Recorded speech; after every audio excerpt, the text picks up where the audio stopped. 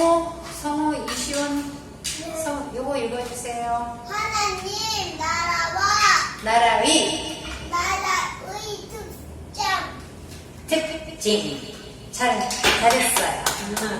자, 그 밑에 것도 읽어주세요. 밑에 거. 요한복음 14. 어우야! 자, 시작.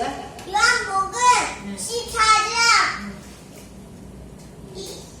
27절 신약 117페이지 172페이지. 잘했어요. 잘했어요. 이렇게 세 자리 있을 때는 100이야. 알았지? 172.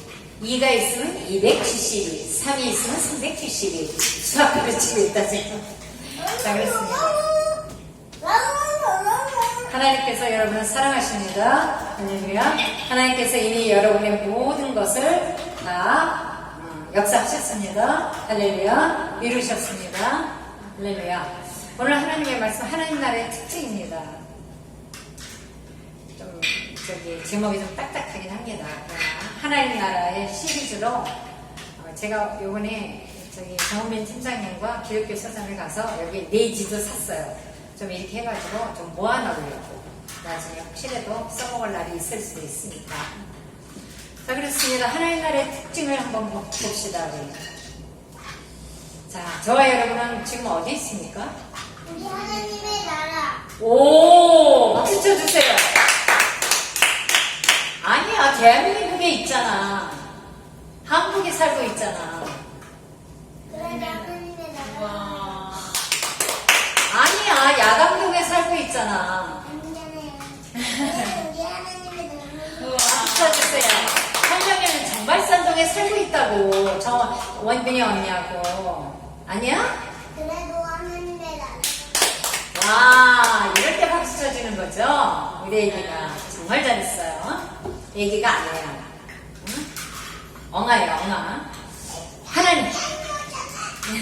하나님의 나라는, 우리가 지금 속해 있는 하나님의 나라는, 지금 여러분 하나님 나라 안에 있는 거 여러분 아십니까? 감지합니까? 네. 정말 믿습니까? 무슨 하나님 나라?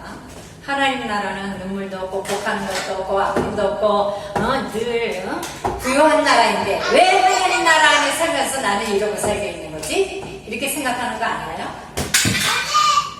예수님이 만들어 놓은, 예수님의 십자가 보혈로 만들어 놓은 하나님 나라 안에 살면서 누리지 못하는 것은 우리 믿음이 없기 때문입니다.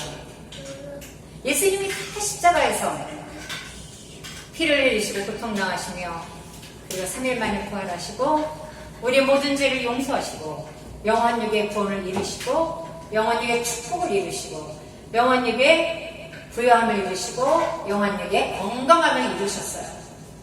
치유함을 이루셨다는 거예요. 그렇다면 우리는 하나님 나라 안에 살기 때문에 눈물도 없고 복하는 것도 없고 아픔도 없는 영원육의 부유한 나라로 우리는 살아가고 있는 거죠. 자, 근데 천국에 말씀이 이렇게 나와 있는데요. 천국에는 우는 사람도 없고 화는 사람도 없다고 해요. 맞아요. 다 서로 사랑하는 사람들끼리 모여 있는 거죠. 자, 그렇습니다. 우리는 이미 영혼육의 부유함을 축복을 다 받은 사람들이에요. 구원함을 다 받은 사람들이에요. 근데 우리는 하나님 나라 안에서 즐기며 부유함을 누리며 이러고 살지 못하는 거예요. 왜 그럴까? 자, 첫 번째로 하나님 나라는 이제 특징을 좀 알아가 보면 알 수가 있어요. 하나님 나라는 부유한 자들이 아니라 가난한 자들이 소유한다고 했습니다. 내가 지금 별로 부유하지 않으니까 가난하니까 하나님 나라? 아니요. 하나님 이렇게 나와 있는 말씀도 있어요. 다친 사람이 먼저 하늘나라를 간다는 그런 거 있나? 그래, 이제부터는 할머니 목사님이 할게요. 나중에 퀴즈 낼 때 해요. 자, 예수님의 산상설교는 세상에서 기득권자들을 무너뜨리고 있어요. 기득권자. 권세 잡은 자들을 다 무너뜨리고 있어요. 바리새인, 종교 지도자들, 바리새인 생각나는 대로 사두개인 또 서기관 뭐 이런 자들을 다 무너뜨리고 계십니다. 하나님의 나라는 심령이 가난한 자들의 것이에요. 여배동 목사님이 요즘 몸에 이상 증세가 나타나니까 마음이 가난해졌어요. 그러니까 저한테 약 먹었다고 얘기도 하고 뭐 그러면서 약 먹었다고 다 얘기해요? 잘 먹기도 하고 그러면서 마음이 가난해지니까 교회 비밀번호를 가르쳐달라고 하더라고요. 물론 탈북자 영어를 가르치려고 하기도 하지만 기도를 할 수도 있다는 거죠. 그죠? 그래서 교회를 찾는다는 건 좋은 현상입니다. 마음이 가난해진 거예요. 그래서 하나님의 나라는 심령이 가난한 자들의 것입니다. 우리 여태까지 많이 부유해 본 적이 없기 때문에 예수님 안에서 늘 마음이 가난하기 때문에 하나님 나라를 오히려 누리고 사는 거죠. 하나님 나라는 강한 자가 소유하는 것이 아닙니다.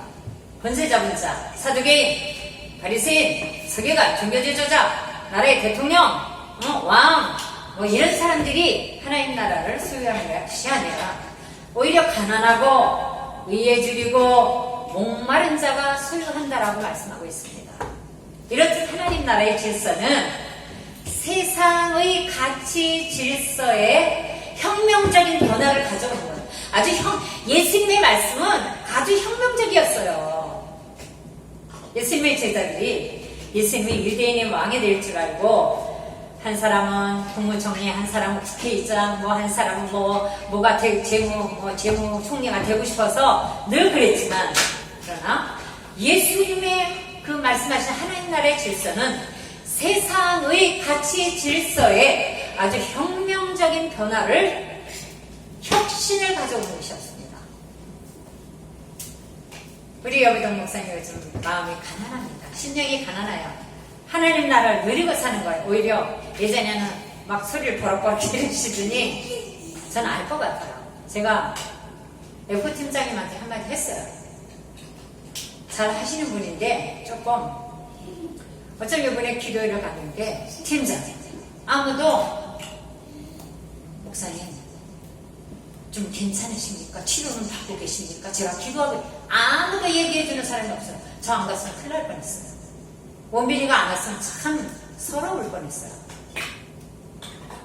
그래서 또 그 와이셔츠를 또 좀 한 1년 입으면 약간 느리팅팅해져요. 그래서 와서 와이셔츠를 이제 하나 구입을 했어요. 그래서 괜찮으면 또 하나 구입을 하려고 그래요. 회색 같은 걸로 쫙. 이번에 하얀색으로. 아니 내가 갔는데도 그러니 참 그렇더라고. 그랬더니 여배동 목사님이 남자 목사님들이 없지. 조장님도 없고 F를 안 가니까 김용신 목사님도 없고 또 저기 김포의 어떤 목사님 무슨 목사님도 안 계시는 거예요. 선생님, 할머니, 아빠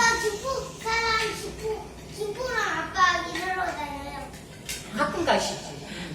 그래요. 그런 게 얼마나 서럽겠습니까? 안 그래도 서러운데. 그래 F 팀장님이 자꾸 나한테 전화를 하는 거예요. 그래서 팀장님 목사님한테 직접 가세요. 다이렉트로. 잘 모르잖아 그러면 몸이 어떤가 물어봐 주시고 치료는 어떻게 받는가. 내가 어저께 결심해서 이만큼 썼어. 그때 도망가셨어. 그렇습니다. 그리고 이제 다 큐티를 다 시켰잖아요. 그때 여매동 목사님 하려고 때 여매동 목사님이 이게 안 들리는 거야. 가만히 계시더라고. 그랬더니 그러면 옆에 최수장 목사님한테 넘긴다 그러더라고요. 그래서 아니요. 여매동 목사님 하실 거예요. 그랬습니다. 제가. 그랬더니 여매동 목사님 뭐라 그러시냐면 지금 말씀 큐티한 게 하나도 들어오지 않는다. 다 튕겨나간다. 이러시더라고요. 이유가 있잖아요. 왜 튕겨나가겠어? 아무도 정말 여매동 목사님 좀 어떠세요? F 팀장님 어떠세요? 팀장님 어떠세요? 한마디도 해주는 사람이 없어. 나는 좀 이상한 것 같아요. 아까도 우리 정원민 팀장님하고 얘기 좀 했거든요. 참 좋은 점이 많지만 비전을 따라가는 건 너무 좋지만 은혜와 사랑이 부족하다 이거예요. 은혜와 사랑이 없는 공동체가 무슨 공동체입니까? 그래서 우리 원빈이도 그런 게 참 있는 것 같다고, 우리 참 그렇다고. 우리 나중에 혹시라도 선교단체를 만들면 우리 그러지 말자. 비전도 중요하지만 사랑과 은혜가 풍성한 선교단체를 만들자. 그렇게 얘기했어요.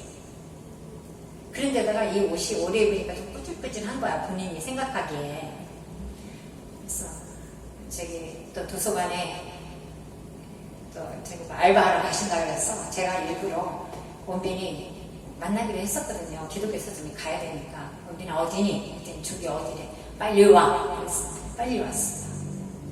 그래서 같이 여보, 원빈이가 밥 사러 여기 왔어. 당신 밥 사러 왔어. 너무너무 좋아하시는 거야. 또 빵도 사오고 뭐 이렇게 목사님 이거 잡수세요 그러면서 드리고 얼마나 좋아하시고. 근데 한마디로 물론 그런 게 있죠. 식당에 가면 서로 모르는 척하는 거. 근데 여기동 목사님, 이쪽에 박예익 목사님, 송주영 목사님, 김영신 목사님 있는 자리에 가서 먼저 가요 하고 가더라고. 먼저 인사하고 가더라고. 누가 듣거나 말거나. 그렇습니다. 하나님 나라가 그렇지 않잖아요. 그동안 강팍하고 교만했던 마음이 아주 가난해졌어요. 그래서 하나님 아버지를 지금 찾고 계시는 겁니다. 누구나 그래요. 어려움이 오면 마음이 가난해져서 하나님을 찾게 되죠. 오히려 하나님을 찾게 되니까 하나님을 누리고 살게 되는 거예요. 하나님 나라를 누리고 살게 되는 거예요. 하나님과 가까워지니까. 약자를 짓누리고 무력으로 세우는 거짓된 세상의 평화는 하나님 나라에는 통용이 되지 않습니다. 무력으로 우리가 평화다 그러면서 차별금지법 뭐 또 동성애도 좋다 그러면서 이 세상의 평화, 너희는 이제 앞으로 차별금지법이니까 예수 외엔 구원이 없다라는 얘기 하지 마라. 그리고 동성애 그거 인정해라. 거짓된 세상의 평화예요. 근데 하나님 나라에 통용되지 않아요. 여러분 지금 잘 들으세요. 이스라엘 팔레스타인에 어떤 일이 일어났냐면 11층인가 건물이 무너졌습니다. 무너졌는데 또 거기가 그러면서 저기 뭐야 다 저기 백신을 맞았기 때문에 우리는 이제 괜찮다 우리끼리는 그랬거든요. 근데 요새 등장하는 그 뭐예요? 코로나, 이상한 코로나, 업그레이드된 코로나가 변종 코로나가 거기 다시 등장하고 어디에서는 우박이 이따시만한 게 지금 막 너무 많이 저기 와가지고 차도 막 망가지고 막 그 우박 때문에 물이 흐르는 듯이 이렇게 도로를 흘러가게 됐대요. 여러분 마지막 현상이에요. 마지막 때 현상이에요. 우박이 이렇게 엄청나게 나타나는 거 그 종말의 시대에 나타나는 현상입니다. 예수 그리스도가 가져다 주는 평화는 세상이 주는 평화가 아니에요. 오늘 14장 27절에 평화를 너에게 끼치노니 곧 나의 평화를 너에게 주노라. 내가 너에게 주는 것은 세상이 주는 것과 같이 아니하니라. 너희는 마음에 근심도 말고 두려워하지도 말라. 세상이 주는 평화가 아니에요. 예수 그리스도가 주는 평화입니다. 예수 그리스도가 주는 평화는 세상과 같지 않으니 그러므로 왜냐하면 예수 그리스도가 주는 평화는 세상과 다른 게 왜 그러냐면 하나님 나라에서 주는 평안이기 때문에 그렇습니다. 여러분 하나님 나라에서 주는 평화는 우리가 알 수 없는 아주 오묘하고도 신묘막측한 영원한 하나님 나라의 평안이잖아요. 어떤 환란이 와도 우리는 더 평안해지는 것입니다. 왜? 예수님이 주시는 평안이 있기 때문에. 그래서 예수님은 마음에 근심도 하지 말아라, 두려워하지도 말아라 이렇게 말씀하신 거예요. 항상 그 여리고성을 무너뜨리고 들어갈 때 여호수아에게도 두려워 말라 내가 너와 함께함이라 놀라지 말라 나는 너의 하나님이라. 이사야 선지자에게도 두려워 말라 내가 너와 함께함이라 놀라지 말라 나는 너의 하나님이니라 이렇게 말씀하셨어요. 하나님이 함께 하시니까 두려워하지 말라는 거예요. 우리는 이 세상에서 도피하거나 등지고 사는 것이 아니라 이 세상 속에서 거룩하게 사는 것이 중요합니다. 예수님은 겟세마네 동산에서 우리를 위하여 다음과 같이 기도하셨어요. 요한복음 17장 15절에 내가 비옵는 것은 그들을 세상에서 데려가시기를 위함이 아니고 다만 악에 빠지지 않게 보존하기를 위함이니라. 위함이니이다.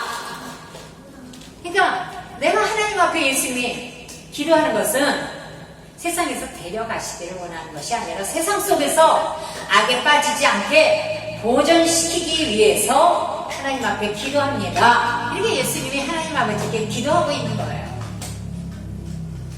마태복음 19장, 마가복음 10장, 누가복음 18장에 나오는 부자 청년 이야기가 나옵니다. 세 곳에 동일하게 나오고 있어요. 어느 거는 누가복음에만 나오는 것도 있고 요한복음에만 나오는 것도 있는데 다 동시에 나오는 부자 청년의 이야기. 중요하기 때문에 그렇게 나오는 거예요, 지금요.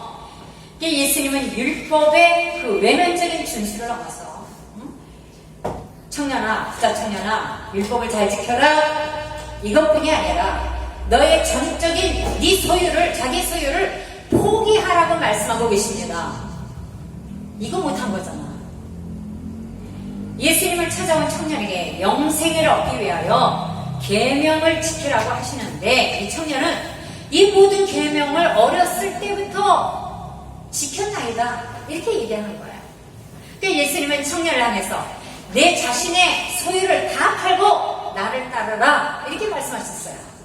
네 가진 거 다 팔아라 이렇게 말씀하셨어요. 그랬더니 청년은 재산이 너무너무 많기 때문에 고민하여 근심하여 갔습니다. 돌아갔습니다. 근데 안 그런 사람이 있어요. 어떤 사람이죠? 안 그랬던 사람이 있습니다. 누구죠? 키가 작은 뽕나무 위에 올라간 삭개오. 삭개오도 부자였어요. 세리였어요. 그 당시 세리, 지금도 세리가 그렇긴 하지만 그 당시 세리는 막 재산을 착복하고 거짓말시키고 막 그랬거든요. 부자였어요. 그랬더니 예수님이 너 제가 예수님을 믿겠는데 이제 재산이 얼마만큼을 다 가난한 사람들한테 돌려주고 이렇게 하고 그리고 예수님을 따르겠나이다 이렇게 했어요. 삭개오는 그때부터 예수님의 제자가 됐습니다. 할렐루야. 그래요. 예수님은 부자 청년을 보고 부자가 천국에 들어가기가 정말 어렵다 이렇게 말씀하고 계십니다.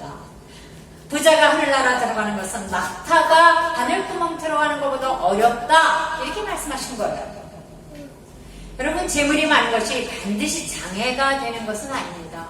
아주 부잣집 저기 사장님도 얼마나 열심히 예수님을 잘 믿고 선교하고 그런 분들도 굉장히 많이 있어요.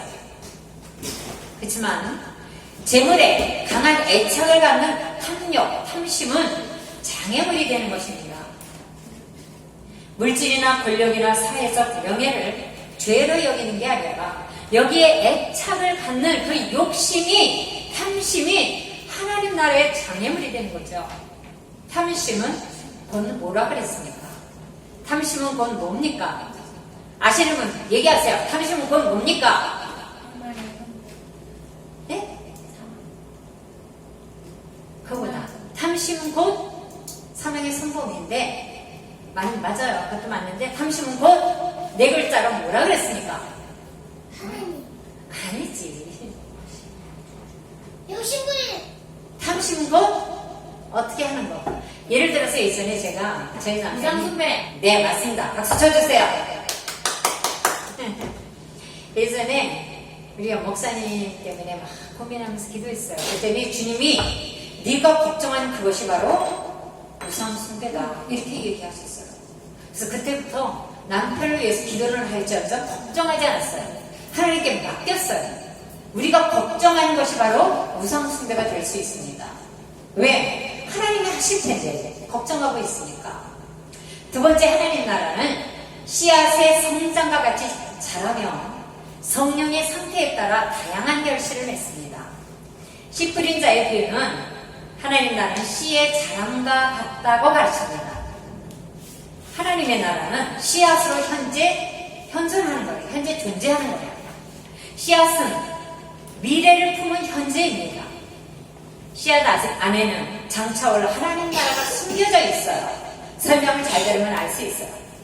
하나님 나라의 백성은 복음의 말씀과 성령의 능력으로 스스로 모든 의심과 염려를 물리치고 반드시 결실하게 되어 있습니다. 말씀과 성령의 능력으로. 하나님의 말씀에 예수님의 채찍을 맞음으로 나음을 입었다 이렇게 써 있으니까 우리는 모든 의심과 염려를 버리고 여보동 목사님의 완전한 치료를 바라봅니다. 할렐루야. 바로 이 하나님 나라는 그런 거예요. 말씀으로. 이유슬 집사님 장막도 먼저 그의 나라와 의를 구하니 장막도 역사하실 것입니다. 순종하고 계시니 그 모든 것 위에 더해진 하나님을 체험하게 될 것입니다. 또 합력하여 좋은 것을 주시는 하나님께서 더 좋게 만들어 주실 것입니다. 할렐루야. 또 모든 지각에 뛰어나신 예수님께서 8월 25일에 이사가야 된다는 것도 다 아시고 계시고 여호와 일에 예비하신 하나님께서 이미 다 예비하고 계시는 줄 믿습니다. 아멘. 할렐루야. 자, 씨 뿌린 자의 비유가 말하는 씨가 뿌려지는 각 처소는 복음을 받아들이는 우리 심령의 상태예요.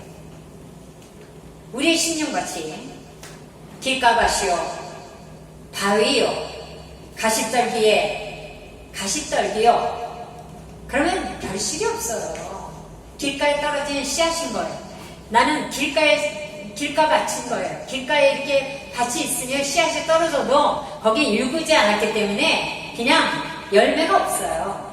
바위는 말할 것도 없죠. 가시떨기도 말할 것도 없어요. 그러나 우리의 마음밭이 뭐가 된다면? 우리의 마음밭이 뭐가 돼야 돼요? 응? 옥토밭이 된다면 더러는 30배, 더러는 60배, 더러는 90배, 100배의 결실을 맺게 되는 것이죠. 그래서 마음밭을 개간하기 위해서 할 일이 있습니다. 자기와의 끊임없는 내면적 그 시험, 가시떨기 막 삐죽삐죽 하잖아요. 그 시험에서 엄마가 가시떨기 게임 했대요. 가시떨기의 시험, 막 삐죽삐죽한 사람들의 연단, 핍박 이런 것에서 자기의 욕심을 극복함으로 이겨내야 하는 것입니다. 할렐루야. 우리 다 있잖아요. 길가 같은 마음밭, 개간되고 있어요, 지금요. 별장밭, 응? 그 세상 것들 다 정리되고 있어요. 가시떨기 시험, 응? 사람의 핍박이나 막 그런 것들을 통해서 오히려 나의 욕심이 극복되고 이겨내는 그런 시간을 지금 갖고 있습니다. 그러면 복음은 마음속에서 30배, 60배, 시원한 몇 배? 100배. 100배의 결실을 맺게 되는 거. 잘 들어. 30배, 30배, 60배, 100배. 옳지. 할렐루야. 자, 세 번째로 하나님의 나라는 선한 것과 악한 것을 갈라내는 유신론적인 이원론이 지배합니다. 어렵죠? 유신론적인 이원론. 그건 뭐냐면은 하나님이 개입하시는 이원론이라는 거야. 그 이원론이 뭐냐면 선과 악이야. 하나님이 개입하시는 선과 악. 가라지의 비유는 알곡과 가라지가 사회나 교회에서 함께 자란다고 가르칩니다. 지금 알곡과 특정이는 교회 안에도 있고 사회 안에도 있고 어떤 공동체 안에서도 자꾸 함께 자라나고 있어요. 우리가 그런데 예수님 뭐라고 그러냐면 가라지를 미리 뽑지 말아라 그렇게 얘기했어요. 왜? 역사의 중창력인 역사의 종말에 하나님이 알곡은 곳간에 거둬들이고 가라지는 불 속에 심판으로 던지신다 이렇게 얘기하고 있어요. 그래서 미리 뽑지 말라는 거예요. 우리 교회는 참 감사하게 알곡을 만들어가는 교회입니다. 할렐루야. 알곡을 만들어가서 사역자를 만들고 선교사를 만들고 하는 교회예요. 예수님만 사랑하고 하나님 나라의 완성을 향해 달려나가는 교회입니다. 그래서 감사한 거예요. 그러나 교회가 청량이면 무슨 소용이 있어요? 알곡과 특정이가 그냥 다 있어요. 자기가 특정인지도 모르고 장로해. 응? 장로가 난 바람피는 장로도 봤어. 뭐 장로만 바람피겠어? 목사님도 바람피고 응? 많이 있어. 자기가 특정인지도 모르고 사는 거야. 모르죠? 우리도 특정인지. 그래서 훈련받는지도 몰라요. 훈련받는 것에 대해서, 영감받는 것에 대해서 여러분 감사하십시오. 왜? 옥토바스로 만들기 위해서 하나님이 하시는 방법입니다. 그물 비유도 같은 의미입니다. 하나님 나라는 물고기가 모이는 그물과 같다고 했어요. 그물이 차면 좋은 물고기는 그릇에 담아요. 이제 그물이 이제 이렇게 있으면 그거를 이제 다 이렇게 큰 바켓 같은 데 담잖아요. 응? 담는데 이제 저기 집에 와서는 그거를 다 이게 갈라요. 좋은 것은 좋은 그릇에 양동이에 큰 양푼에 다 담습니다. 못된 것은 버리고 이제 집에서 이제 이렇게 소금 쳐서 그냥 저기 자기네 구워서 먹든가 간장 조림해서 먹든가 이렇게. 제가 우리 영어동 목사님이 그 도루 얘기를 되게 좋아했어요. 도루묵. 근데 정말 안 해드렸어요.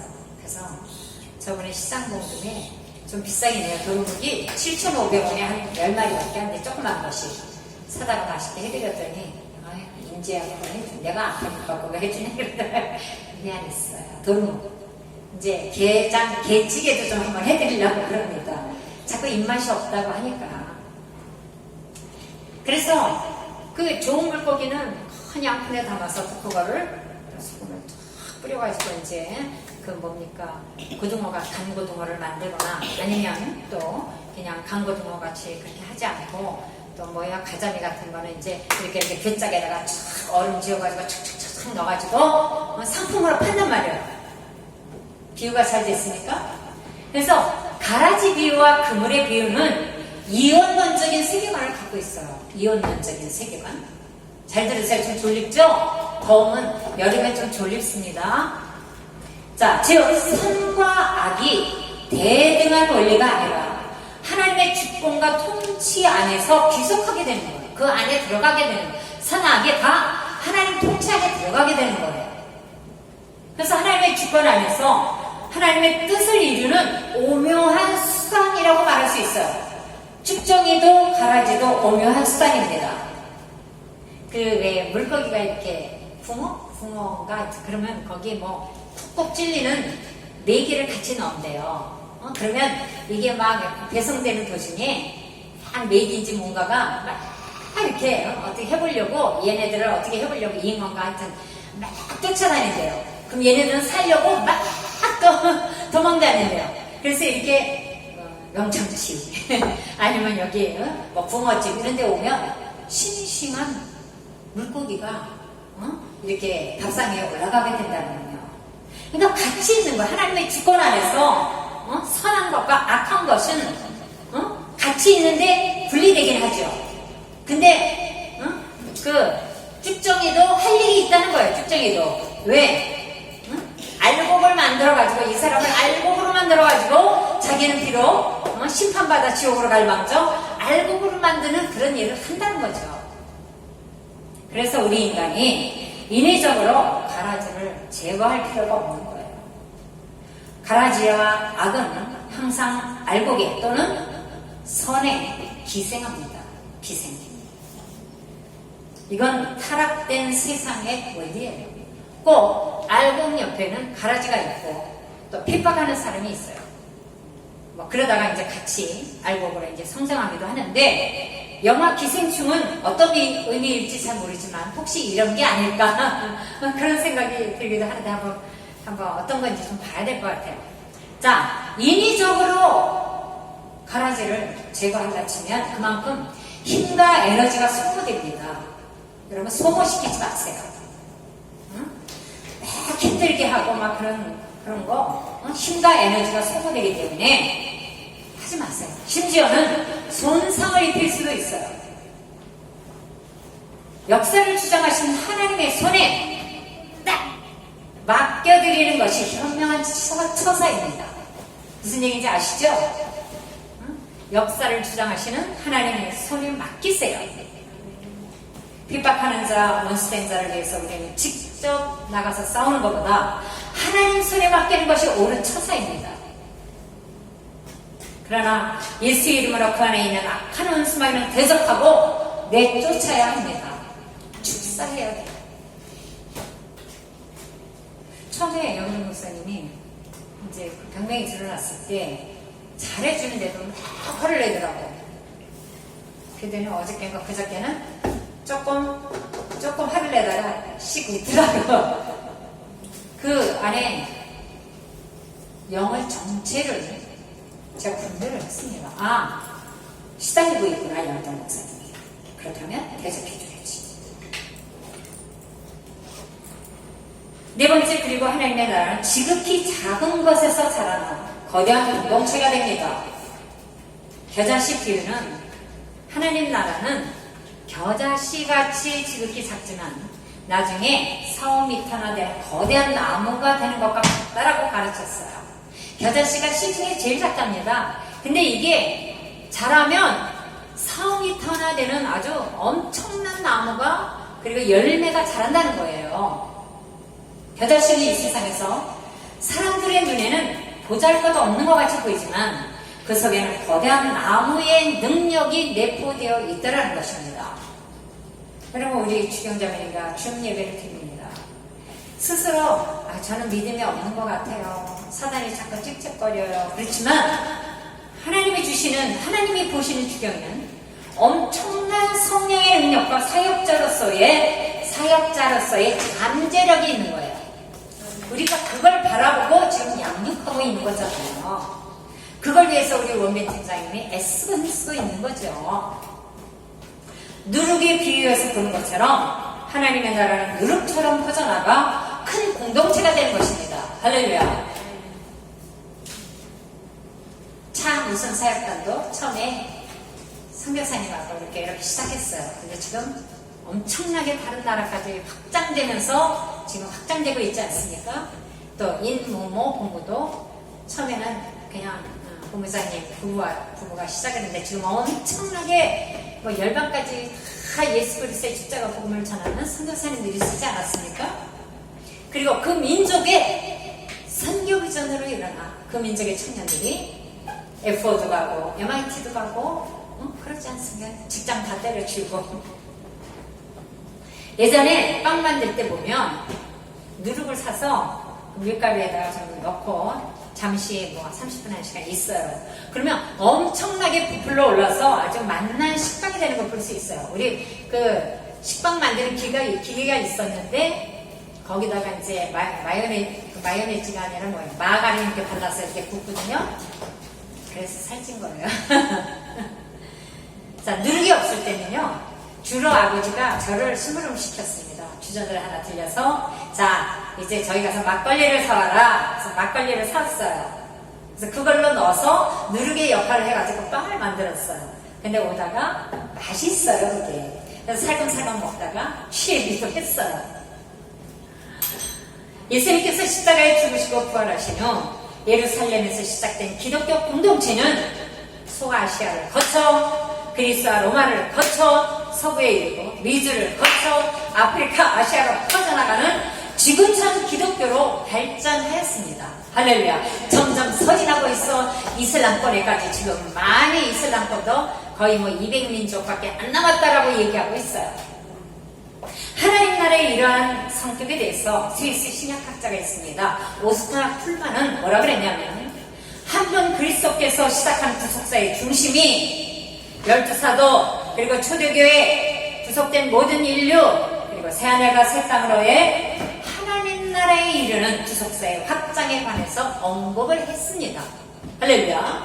새하늘과 새 땅까지 간 거예요. 새 예루살렘. 모든 인간은 예수 그리스도를 믿음으로 하나님의 아들 딸이 되어 하나님 나라의 상속자가 되었습니다. 이제 우리는 누룩의 비유와 같이 하나님 나라 확장에 앞장서야 되는 줄 믿습니다. 저번 주에 각자 100명씩 전도하자 그랬는데 했습니까? 했습니까? 내가 먹어야 되겠네.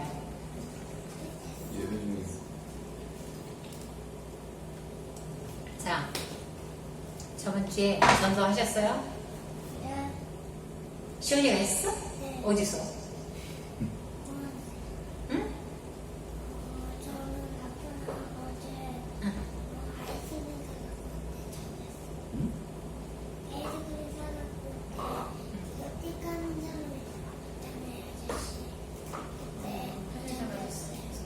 누가 전도했어? 그랬구나. 그랬어. 잘했어. 지난주. 박수 쳐주세요. 그래, 잘했어. 할머니는 100명은 못했는데 저는 택시 탈 때 하고 저는 천문을 엄마 우리 택시 탈때 연말 좀 있을 때 그때 말씀 옛날에 예수님께서 다 같이 안 믿는 맞아요. 그래서 택시 탈 때 또 거기 입센스 사장님도 만나고 그래서 100명을 못했는데 몇 명을 했어요. 이렇게 정해놓으니까 몇 명을 하게 되더라고요. 할렐루야. 할머니 저는 한 명을 반으로 나눠요. 세 명 전도하고 세 명 전도하고 세명 이렇게 전도해요. 그래요. 그렇게 합시다. 자, 이제 우리는 누르게 비유와 같이 하나님 나라 확장에 앞장서야 합니다. 내가 뭐, 나 한 사람의 전도가 뭐, 하지 마시고, 나 한 사람의 전도로 말미암아 그가 구원을 받고, 그가 선교사로 파송될 수 있는 거예요. 어떤 모양이든지 예수 그리스도의 십자가 복음은 전해져야 하고, 전해지고 있고, 하나님 나라는 확장돼야 되는 줄 믿습니다. 할렐루야. 그래서 F4도 가는 거예요. 우리나라도 하고, 우리나라에 지금 차세대 사역단에 거기 들어오는 많은 사역자들을 확장시키고 있잖아요. 근데 그들을 통해서 같이 함께 F4도 가는 거예요. 제가 우리 영호동 목사님 아까 그렇게 얘기한 거 잘못한 건가요? 아무도 관심을 가져주지 않더라. 그렇지, 그러면 안 되는 거죠. 이번 주 우리가 100명은 못했지만 다만 몇 명이라도 했어요. 우리 100명은 좀 너무 과하니까 그러면 이번 주에는 각자 하루에 한 5명, 응? 하루에 한 5명, 그러면 한 35명 내지 50명을 할 수 있을 것 같아요. 하루에 5명 정도, 옆 동네, 내 동네 뭐 다 해서. 자, 그렇습니다. 이제 우리는 하나님 나라 특징에 대해서 배웠기 때문에 작은 겨자씨만한 것이 이제 큰 나무를 이루고 확장돼요.